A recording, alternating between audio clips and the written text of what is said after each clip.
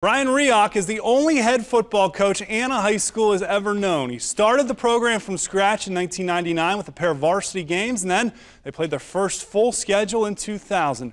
Rioch and former Coldwater coach John Reed connected in a way Rioch will never forget during the last year of Coach Reed's life. You know, our last year we kind of shared a little bit of a bond. I know he was going through a rough time, and I was really influenced by how his faith was a big part of his life. And a lot of his sermons, being a pastor at his own church, a lot of his sermons were online, and I was able to catch some of those, and it was very influential for me as a coach. Their friendship didn't start out so smoothly. Before games, he would never talk to me, and I always kind of thought he was a little arrogant about it, and and I just didn't understand. And then after the playoff game, we had an overtime playoff game at Walpaug. He and I kind of shared a hug, and then he wrote me a note after the game, and like I said before, it meant a lot to me from a Christian man, and I learned a lot on how to kind of share my faith and being in the position that I was in.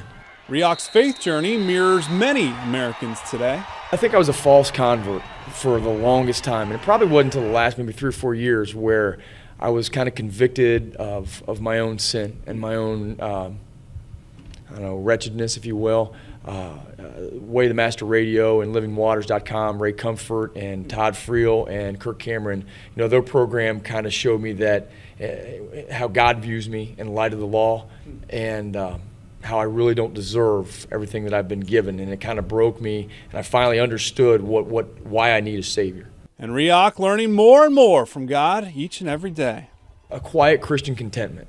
No matter what things are going to come my way, not only do I need to be content with what he gives me, but I need to celebrate the fact that he's put me through trials and he's put me through some difficult times, even though, relatively speaking, my life's not that hard. So, and not just get through those things, but I need to have the right demeanor and the right attitude about those types of things. I've got a lot of Christian coaches on my staff, and I'm very fortunate with that, and we kind of see that as our mission. Our mission is to evangelize to our kids.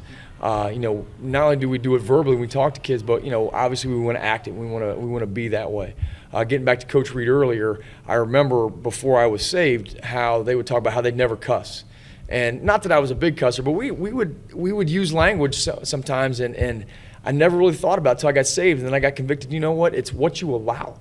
And you won't hear from our kids. We don't allow it. If a kid cusses and it's one slips, we stop practice. We start doing up downs until we get the point across. So it's been one of those things where we're trying to teach our kids to be good Christian men, fathers, husbands, and friends.